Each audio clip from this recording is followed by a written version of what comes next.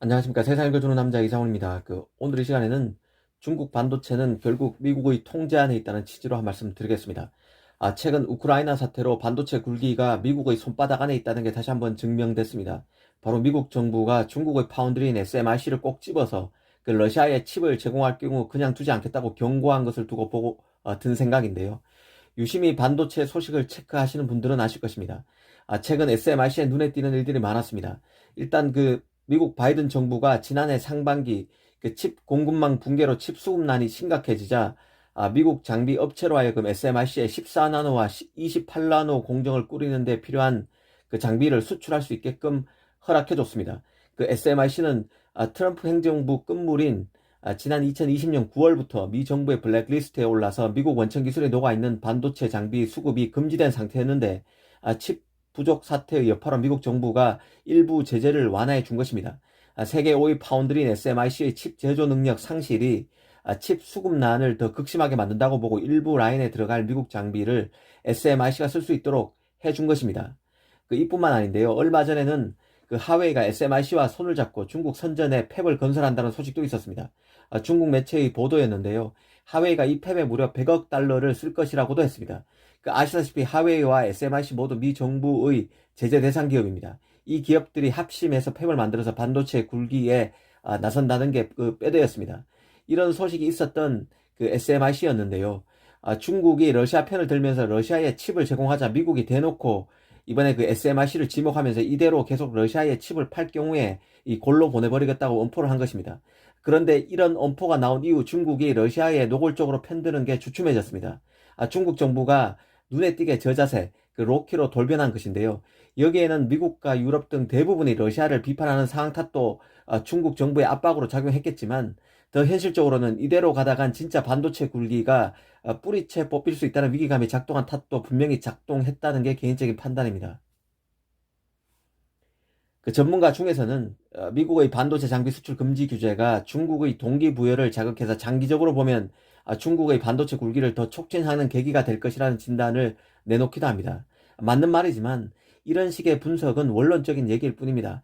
사실 이런 분석은 뚱구를 잡는 얘기와 더 같다는 게 개인적인 생각인데요. 사실 미국의 반도체 장비가 없으면 중국은 메모리, 시스템 반도체 모두 할 수 없습니다. 아예 못 만든다고 해도 과언이 아닌데요.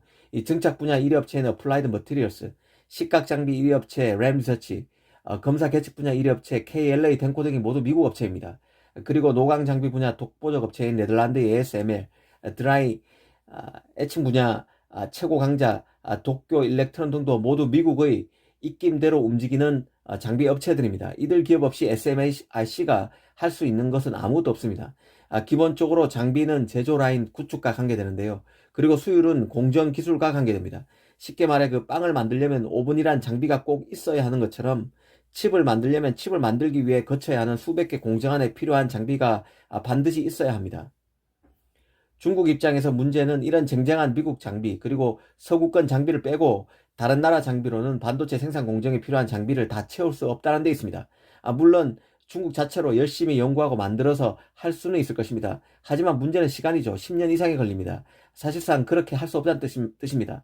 결국 대체제를 찾아야 하는데요. 그게 쉽지 않다는 얘기죠.